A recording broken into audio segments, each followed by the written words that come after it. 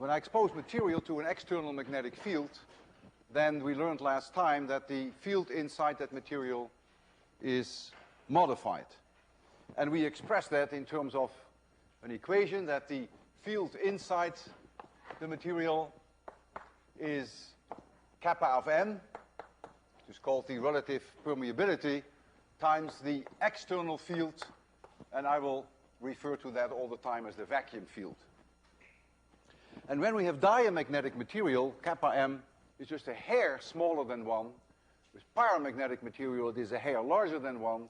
But when we have ferromagnetic material, it can be huge. It can be 1,000, 10,000, and even higher.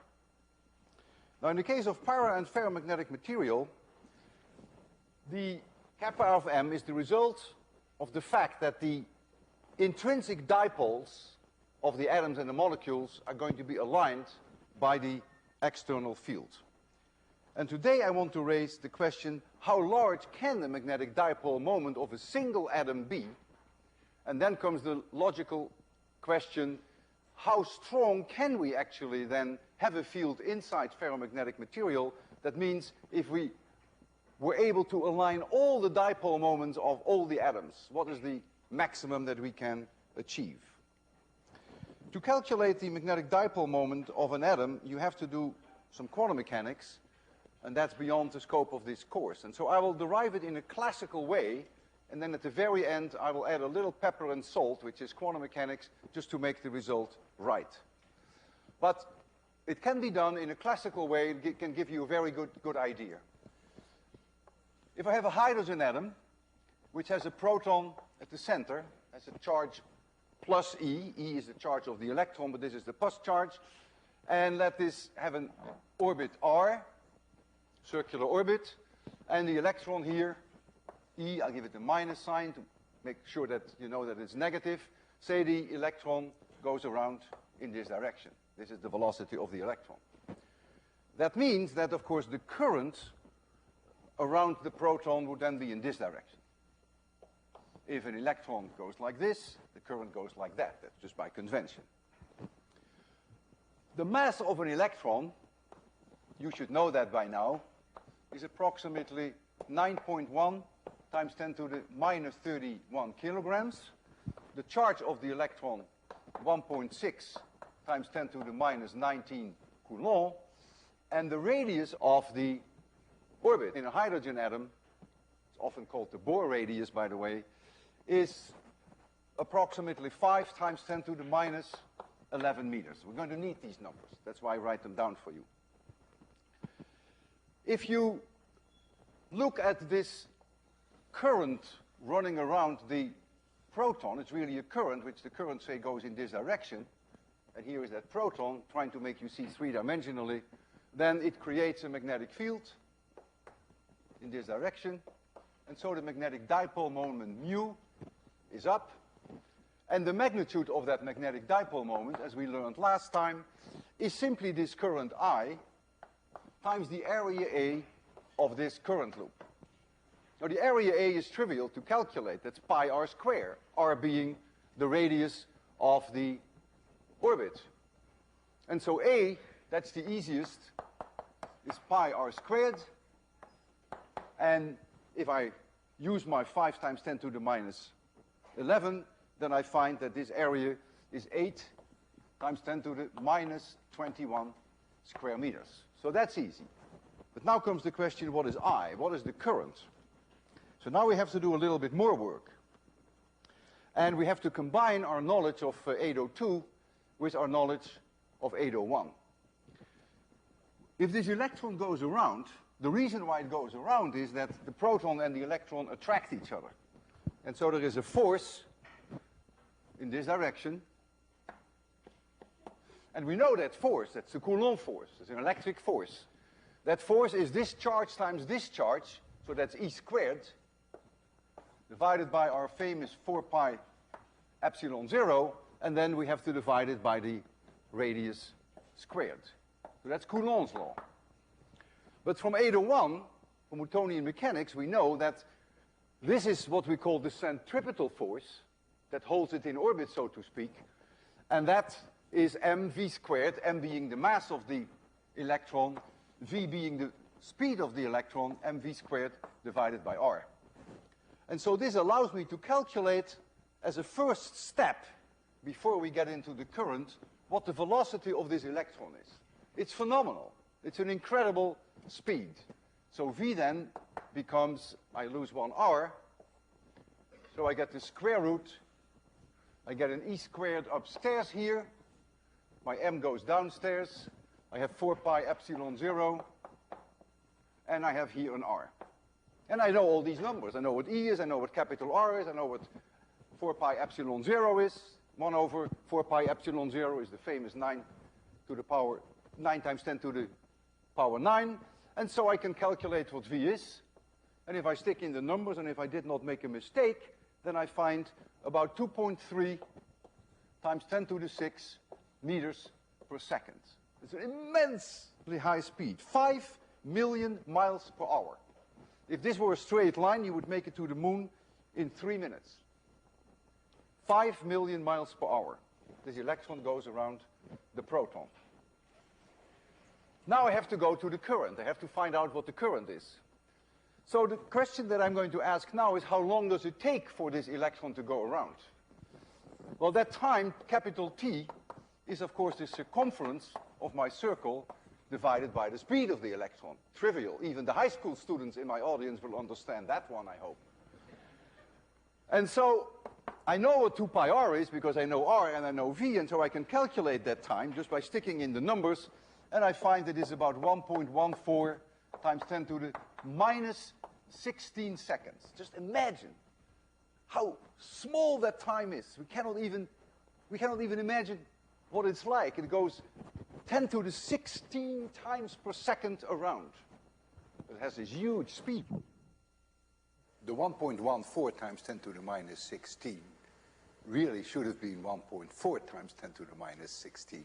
Of course, it doesn't make much difference, but in case you substitute in the numbers, it is 1.4 times 10 to the minus 16. Now, we still haven't found the current, but we're almost there. Because when you look here, there is this electron going by, and every 1.14 10 to the minus 16 seconds, that electron goes by. So the current I, that's the definition of current, is the charge per unit time. And so every capital T seconds, the charge E goes by, and so this is per definition the current. And so this current then that you have, which is simply due to the electron going around the proton, is about 1.1 times 10 to the minus 3 amperes. And that is mind-boggling. A milliampere, one electron going around a proton, represents a current of a milliampere. And now, of course, I have the magnetic moment, mu, that is I times A. We already calculated A, and now we also have the current I, and so we now get that mu is approximately 9.3, if you put in all the decimals correctly, times 10 to the minus 24, and the unit is, of course, amperes square meters.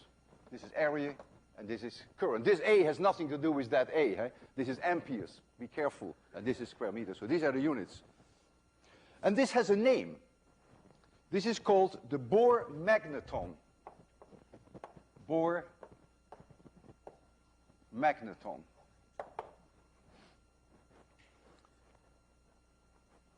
What we cannot understand with our knowledge now, but you can if you ever take quantum mechanics, that the magnetic moment of all electrons in orbit can only be a multiple of this number.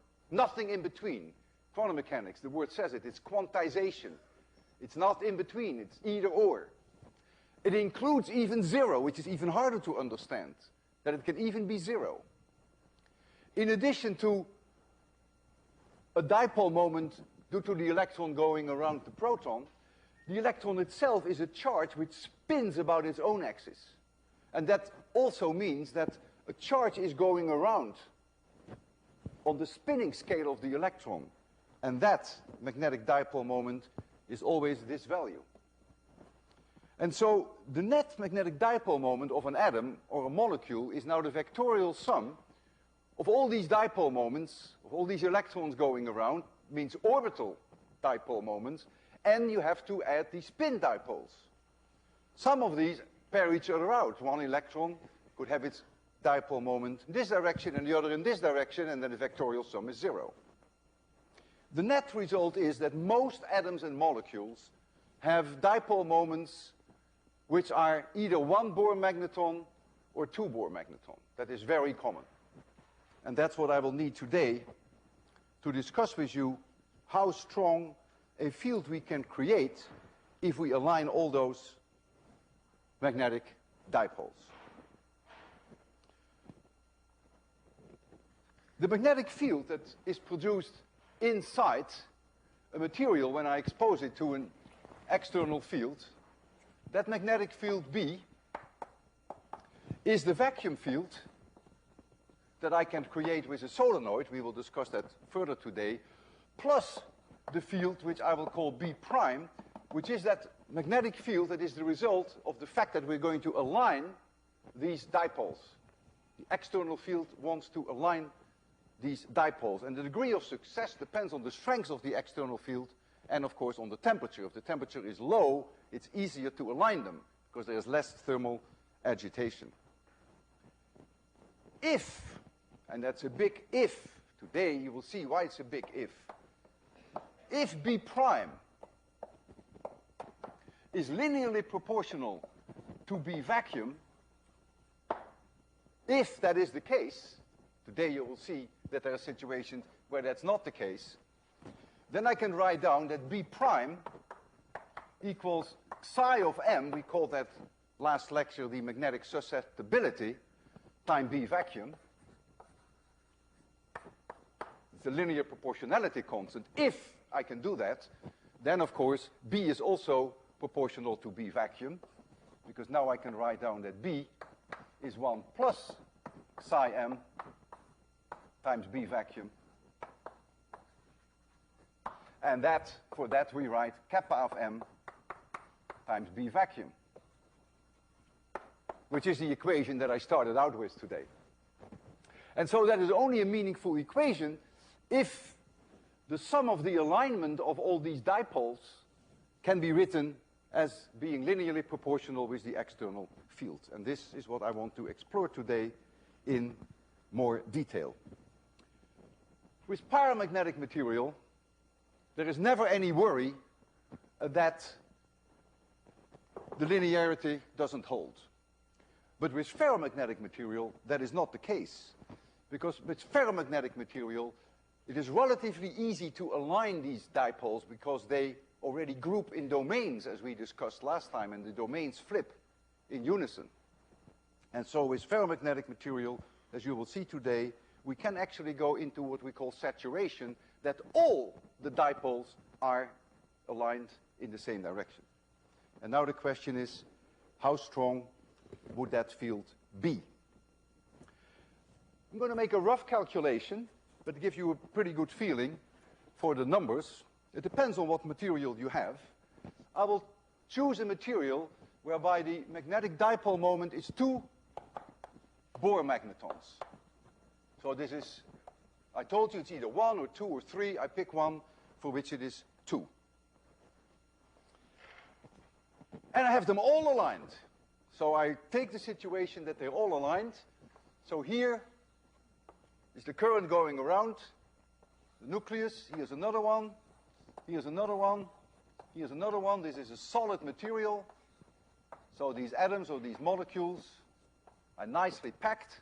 And here you see all these currents going around. And all these magnetic dipole moments are nicely aligned. And so these magnetic fields are supporting each other. And the question now is, what is the magnetic field inside here? Well, that's an easy calculation, because this really looks like a solenoid, like you have windings, and you have a current going around. And you remember, or should remember, that if we have a solenoid, and we run a current through a solenoid, that the magnetic field in the solenoid is mu0. This mu0 is not this mu, This mu 0 is the same one that, oh no, it's not, we don't have it on the blackboard. You know, that's the famous 4 pi times 10 to the minus 7. And then we have the current I, and then we have N, if that's the number of windings that we have in the solenoid, and then we have L, which is the length of the solenoid. So this is the number of windings of the solenoid per unit length, the number of windings per meter. So if we could figure out for this arrangement what this quantity is, then we are in business. I take a material which is not unreasonable, whereby the number density of atoms, I call that capital N, written in a subscript way, is about 10 to the 29.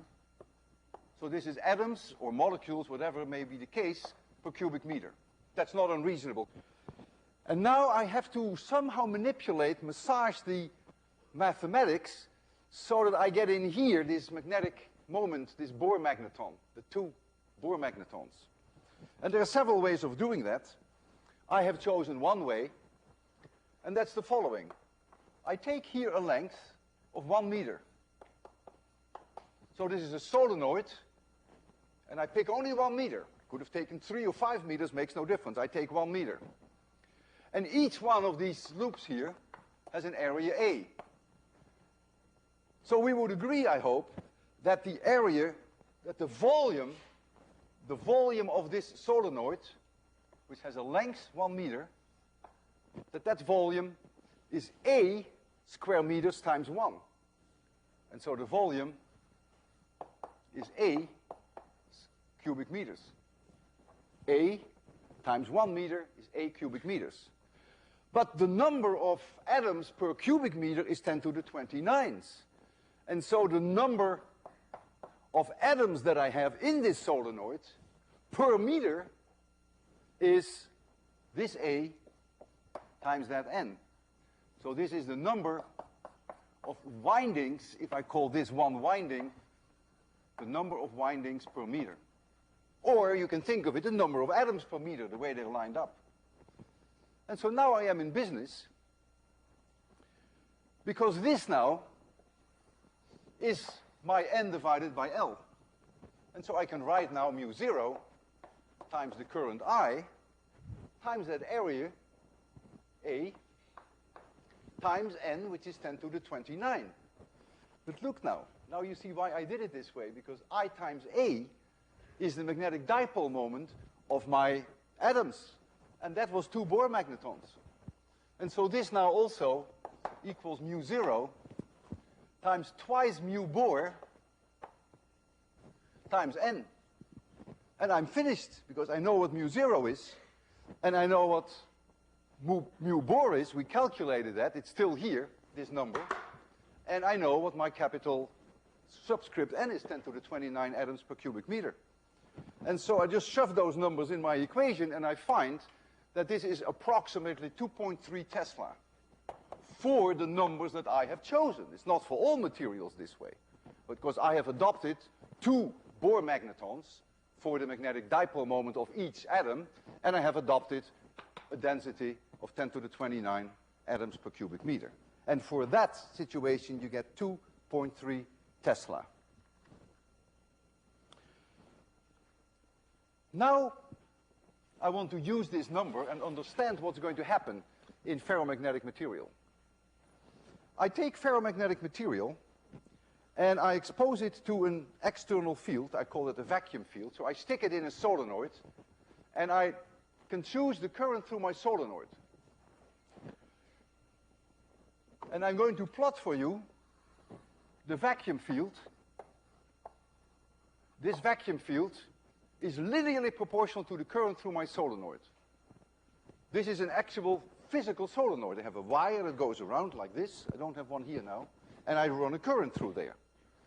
And that vacuum B field equals mu 0 times I times N divided by L, except that this N divided by L is now the number of windings of my current wire, and this is the length of my solenoid. So don't confuse it with the one we had there, because that was on an atomic scale, and this is on a microscopic scale. How many windings you have Could be, we had a big one here in class, 2800 windings, and we had 60 centimeters long, and so that's what this number is all about.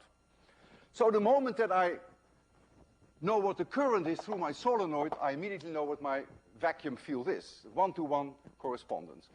And now I'm going to measure inside the ferromagnetic material, which I stick in the solenoid, I'm going to measure there the magnetic field. And what's going to happen now? Well, first of all, I cannot at all plot this curve on a one-to-one scale. The reason being that kappa of m for ferromagnetic material is so large, let us adopt for now a number of 1,000, say. Or could be larger even. Let's say kappa of m is 1,000. That means that if the magnetic field in terms of a vector is this big, 1 centimeter in the length of the vector, that the field inside the ferromagnetic material is 1,000 times higher. If this is 1 centimeter in length, 1,000 times higher is 10 meters. So this is the length of the vector of the magnetic field inside the ferromagnetic material. That's why I cannot do it to scale.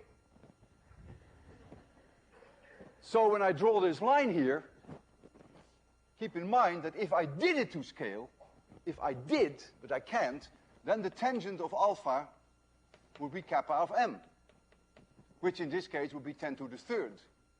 And so this angle alpha is something like 89.9 something degrees. So I cannot do it to scale, keep that in mind. So in the beginning I get a nice linear curve, but now slowly I'm beginning to reach saturation, that all these dipoles are going to be aligned, and what you're going to see is that this curve bends over and bends over and bends over, and the magnetic field that you finally achieve here is the famous 2.3 Tesla, which I calculated for that imaginary material, plus B vacuum. The 2.3 is now the field which I will call B prime. This is the field that is the result of the alignment of all those dipoles. And so when I increase the vacuum field, this goes into saturation and settles for 2.3 and can no longer increase because I have aligned all these magnetic dipoles. And so if your vacuum field is this strong, then this field is no longer 1,000 times stronger than the vacuum field. You're no longer in the linear part. So you could also think of it as kappa of m being smaller than 1,000. Whichever way you prefer is fine. But it's no longer proportional to the value of 1,000. If the temperature is lower of the material, it's easier to align them, and so you will achieve saturation earlier, and so your curve would go like this. So the curve is also a function of temperature. So this is if the temperature is low relative to this one. So these curves depend on temperature as well. The lower the temperature, the easier it is to align them.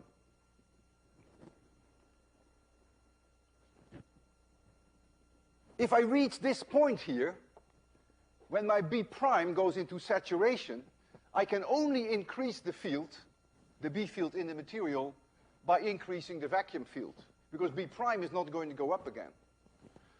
And so I can only get a higher field by increasing this current so that this B vacuum goes up. And that goes up very slowly because this huge magnification factor of 1,000 is gone now. So the slow is very slow, the growth, and that's why you see that I drew it like this, that it increases very slowly, but my plot is not to scale anyhow. Now I want to discuss with you what happened with the material. Once I have driven it into saturation, what happens if now I change the current and I make my vacuum field 0 again? And now you get a very unusual behavior. Let me do that here on the blackboard. So I make a new drawing. I could have continued with that one, but let me make a new one.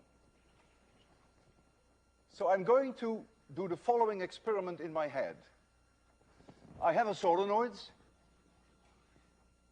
and I run a current through that solenoid. And if the current is in clockwise direction, my vacuum field will be in this direction. And when the current is in counterclockwise direction, I will assume that my vacuum field is in this direction. So there is ferromagnetic material in here. If the current flows in clockwise direction, the vacuum field is in this direction. If I run it in counterclockwise direction, the vacuum field is in that direction. And here is going to be my vacuum field. It's easy for me to know what that is, because if I know the current through my solenoid, this equation will immediately tell me what the vacuum field is. So I've never any problems with the vacuum field. I stick a probe in here, and I measure the magnetic field inside that material. How we do that is not so easy, but we can do it. There are a few things that I can't tell you. This is one of them. So here is the magnetic field inside the material. All right, so there we start. We do the same thing that we did here. So we approach the saturation. But now, when I'm here, I am reducing the current and go back to zero. Remember that when we are here, all these domains that we discussed last time have all flipped in the direction of the vacuum field. So this field is enormous. But now I make the current go back to zero. And what happens now is I end up here. At this point, P here. The current now is zero. There is no current going through the solenoids. Notice the vacuum field is zero. I can take the material out, the ferromagnetic material. The material itself is now magnetic. And you see, there is a magnetic field inside it. Why is that? Because some of those domains remain aligned. They don't go back. And so we have created permanent magnetism. And so in the location, at the location P, we have B vacuum is zero, but B prime, which is the result of those aligned magnetic moments, is still in this direction. Nothing is to scale here, of course. And so you still have a magnetic field. Now I reverse the current. I go counterclockwise. So I'm creating a magnetic field vacuum now in this direction. And so now what will happen with this curve? I come up here. And look now here, at this location Q. What do I have now? I have something very bizarre. I have now a situation whereby the vacuum field is in this direction, but there is no magnetic field inside the material. The magnetic field inside is zero. So when we have point Q, so we have B vacuum is in this direction, but B inside, B prime, oh no, it's not B prime, it's B. It's the total field inside is zero. The reason being that B prime is still in this direction. The reason being that the domains are still aligned in this direction. And so the vacuum field plus the B prime field, which has to be vectorially added, adds up with a net field zero. Quite bizarre, isn't it? Now I increase the current, but I keep going counterclockwise. And so the magnetic field of the vacuum remains in this direction. I go into saturation again, in a similar way that I went into saturation here. And now I stop here. Oh, I don't want to lose my brooch. And now I stop here, and I say to the current, go back to zero again. So my current now goes back to zero, and there we go. And now I arrive here, point S. And again, I have a situation that my vacuum field is zero. I could take the material out of the solenoid, just walk around with it on the street. It will be a permanent magnet. But now, the magnetic field inside this material in point P, it was in this direction. If I take it out here, then it is in this direction. Now some domains stay aligned in this direction. The reason was that I had counterclockwise current, and so those domains flipped over. And they're not all willing to flip back again. So I've also made a permanent magnet here. Vacuum field zero, but B prime is now in the opposite direction. And then, if I continue now to go clockwise with current again and increase the current, I end up there. And this is a bizarre curve. We call this the hysteresis curve. If you look at this curve, it's really amazing. It's actually hard to digest this. You have to give it a little bit of thought. Because for one particular value of the current, for instance, here, once I have a particular value of the current, I know that B vacuum is a given, I have two possibilities here for the magnetic field. And for the current here, I have two possibilities for the magnetic field. And so I cannot even know when I take this material and I expose it to an external field, I can't even calculate what the magnetic field inside will be. It depends on the history of this material.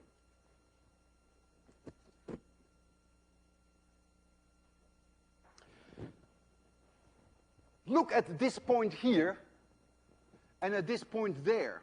If I asked you what is kappa of M, it's almost a ridiculous question. Because what is kappa of M? I have a vacuum field, but I have no field inside. So the field inside, which is B, is 0, and the vacuum field is not 0. So you would have to answer kappa M is 0.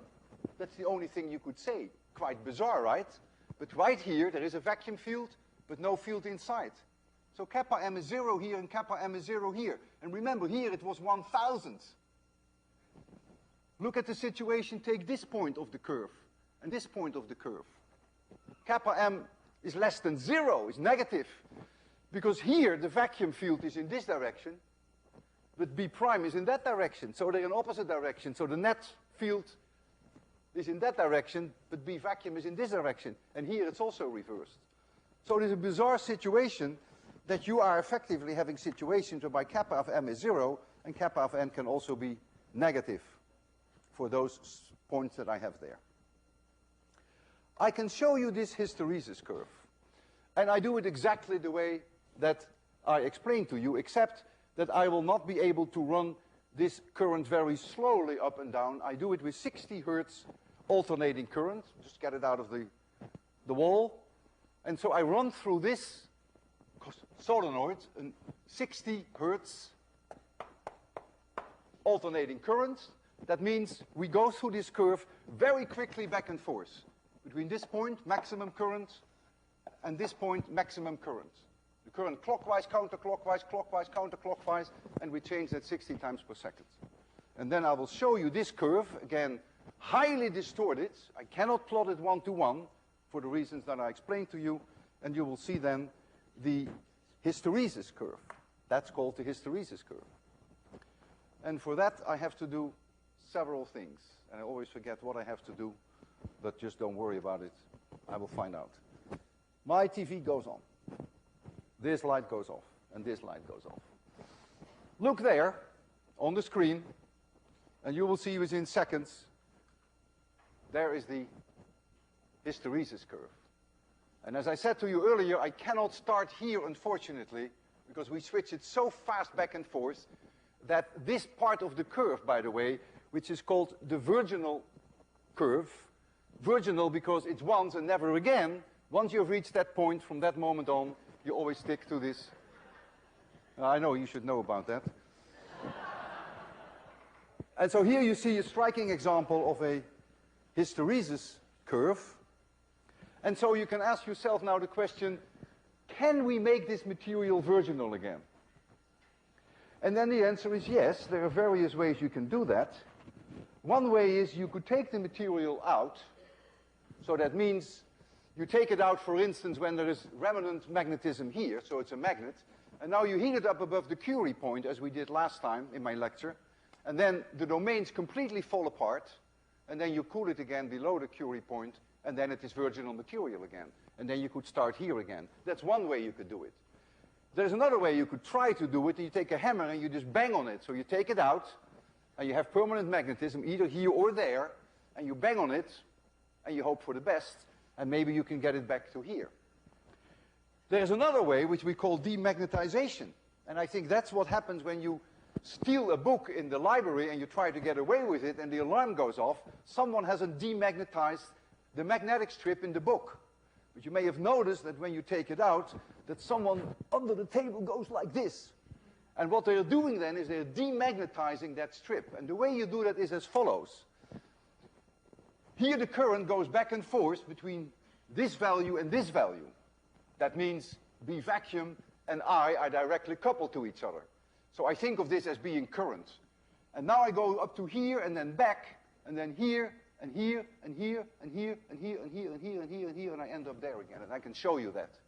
So again, you have alternating current, but the amplitude of the current, you decrease, and decrease, and decrease, and you're going to see that there, and you see that I can turn this material, see the hysteresis curve changes, so the amplitude of the current is not as large, so the amplitude of the B vacuum is not as large, and I slowly go back, and I can change a non-virgin back into a virgin. And that's the way we do it as physicists. Demagnetization. Did I turn that off? Yes, I did.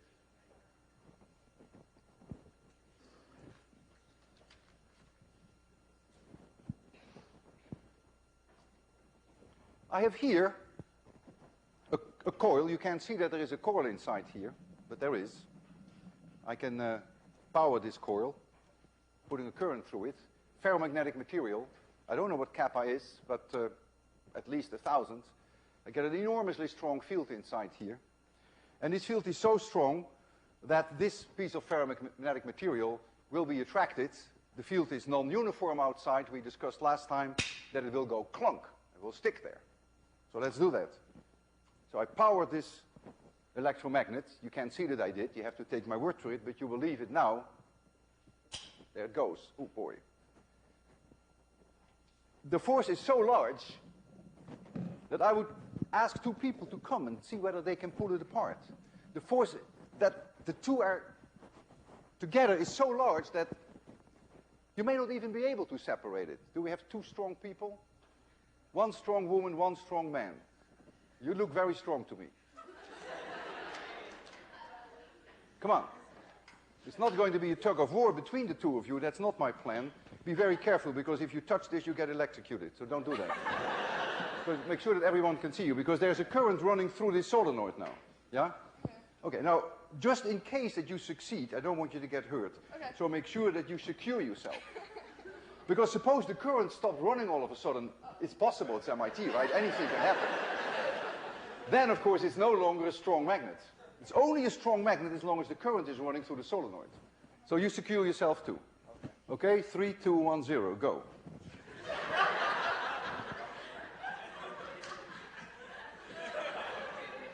Don't worry. I knew that in advance, but thank you very much. Very kind of you.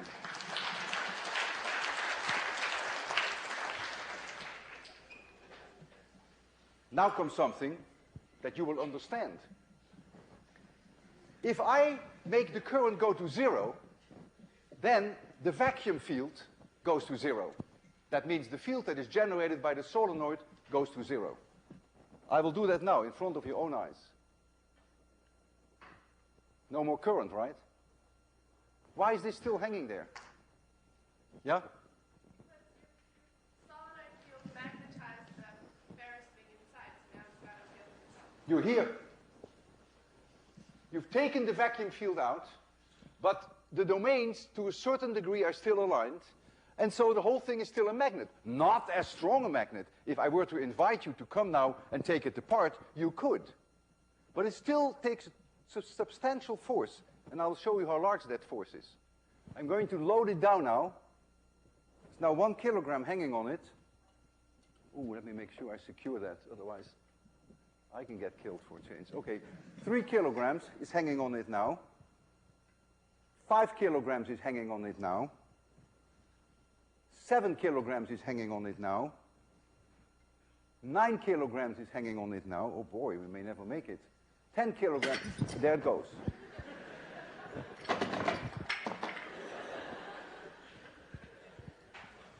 $10 kilograms.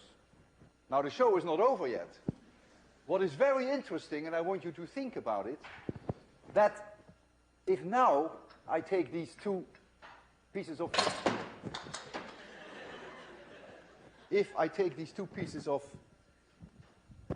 ferromagnetic material, that nothing. You know why? I dropped it on the floor. That's really why. I drop it on the floor, and that is like banging it with a hammer, and then the domains go away. Had I not dropped it on the floor, there would have been something left, but very little, which is interesting by itself. The shock of the separation, when that happened already, makes many of the domains flip back, and there would be very little left.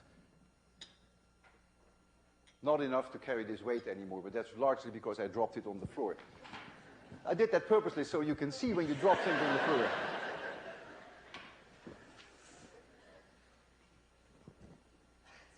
If I bring ferromagnetic material in the vicinity of a magnet, I change the magnetic field configuration, and that's very easy to understand now.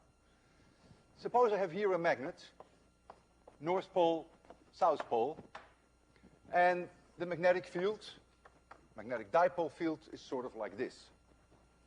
And now I bring, in the vicinity, here a piece of ferromagnetic material. Could be a wrench. What happens now is that this ferromagnetic material will see this vacuum field. This is called a vacuum field, it's an external field. And so these domains in there, trying to line a little bit, degree of success, depends on how strong the field is, depends on the temperature, it depends on the kappa m of that material. But certainly, this will become sort of a south pole, this will become a north pole. That's the way that these dipoles are going to align themselves. They're going to create themselves a field in this direction. They're going to support that field. And so the net result is that the field inside here becomes very strong.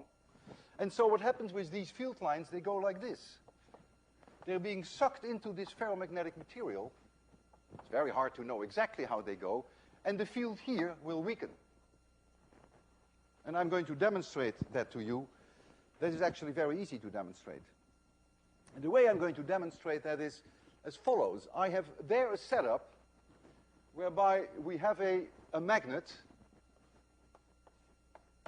and we have a nail and we have a string. And the nail wants to go to the magnet. The nail itself is ferromagnetic. And so the nail loves to go this direction, but it can't. So it just sits there, it hangs there in space. First of all, what I want to show you is that if I bring paramagnetic material in the vicinity, that magnetic field configuration here is not going to change at all. Paramagnetic material has a kappa of m so close to 1 that nothing is going to happen. But the moment that I bring ferromagnetic material, for instance here, then you get a field configuration change. And if I do that just the right way, then the nail will fall. In other words, there is not enough magnetic field here in order to hold the nail in that direction. And I'm going to show that to you there. Need some power here, I believe. And we have to make it dark here. We're going to shadow project it for you. And the shadow projection you will see coming up very shortly is a carbon arc. I have to give it a little bit of time to start. There's the carbon arc. So there you see the nail. And here you see the magnet. You see that? It's exactly the way I drew the picture. And here, I have here a piece of aluminum, which is paramagnetic. I can bring that through the field here. Nothing happens. My hands, believe it or not, are definitely not ferromagnetic. So I can also bring my hands here. Nothing. Nothing. So, magnetic field is not disturbed in any way, in any serious way, either by paramagnetic material, aluminum, or my hands, which I think are also paramagnetic, but I'm not sure. I'm not sure whether I'm diamagnetic or paramagnetic, but it doesn't make any difference, because in both cases there is no significant change of the magnetic field. But now I have a wrench here. Here, there's a wrench. You see it? Okay. And now I bring the wrench close to that magnet. My major worry is that magnetic field is so strong that once the wrench goes on, there's no way I can get it off again. So I get only one shot at it. And there goes the nail. So what you saw now in front of your own eyes is that I changed the magnetic field configuration in such a way that the field was not strong enough to pull in the nail. Now comes an important question, a big moment in our life. And that is, what now is the effect of magnetic material on Maxwell's equations? And let's take a look at Maxwell's equations.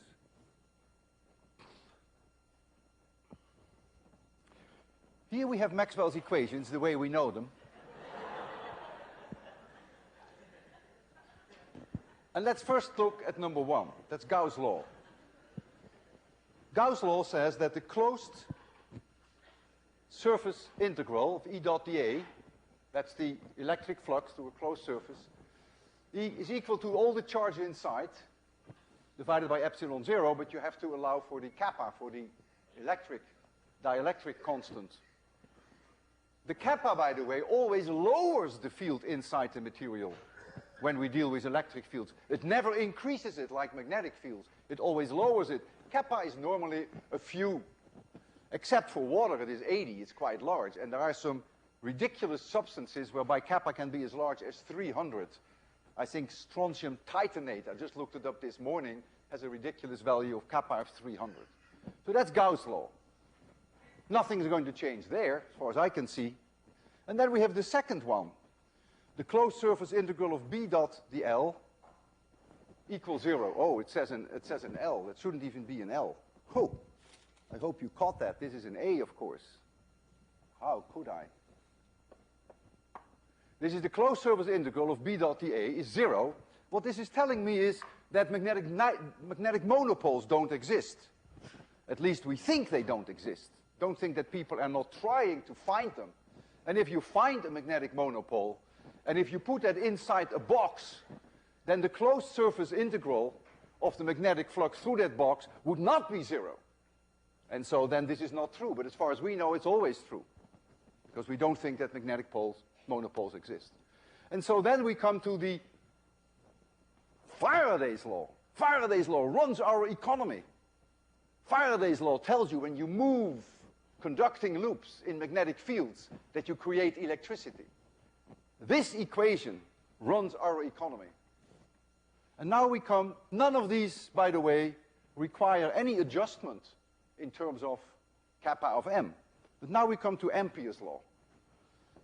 Ampere's law, which was amended by Maxwell himself, tells me what the magnetic field is, and all these results are for vacuum. But now we know that that's not true anymore.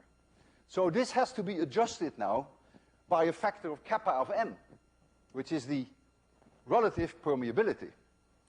And kappa of m is perfectly kosher for paramagnetic and diamagnetic materials. There's never any problem there. So here it comes. For diamagnetic materials, it's a little less than 1. For paramagnetic materials, a little larger than 1. But when we deal with ferromagnetic materials, you have to be very careful, because we have seen today this hysteresis phenomenon, that there are even situations whereby kappa of m is negative, whereby kappa m is 0, and whereby kappa m can be huge, can be 10 to the 3rd. So there, you have to be very, very careful when you apply this equation without thinking. Maxwell's equations are so important that I'm sure you want to see more of them. So you see them there again. And maybe that's not enough. Maybe you want to see even more of them. So look at them. Inhale them. Let them penetrate your brains. I don't care in which direction you look now. It's hard not to see them. Today is therefore very special, because today we have all 4 Maxwell's equations in place. And this was one of the main objectives of 802. So we have completed a long journey, and on April 5, we have reached the summit. Now I realize that the view is not spectacular for all of you yet, because often at the summit there is some fog, but the fog will clear. And I can assure you that from here on it's climbing downhill. I think this moment is worth celebrating, and therefore I bought 600 daffodils for this occasion. And I would like you to come at the end of the lecture and pick up one of these daffodils and take it back to your dormitory. I don't know whether I have enough for all these high school students and all their parents, but why not? Give it a shot and take one. And when you look at it tonight at home and tomorrow, remember that you only once in your life go through this experience that for the first time you see all 4 Maxwell's equations complete. Hold it. And that you're capable of appreciating them, at least in principle. This will never happen again. You will never be the same. To put it in simple terms, as far as 802 is concerned, you are no longer unspoiled virginal material. You have lost your virginity. Congratulations.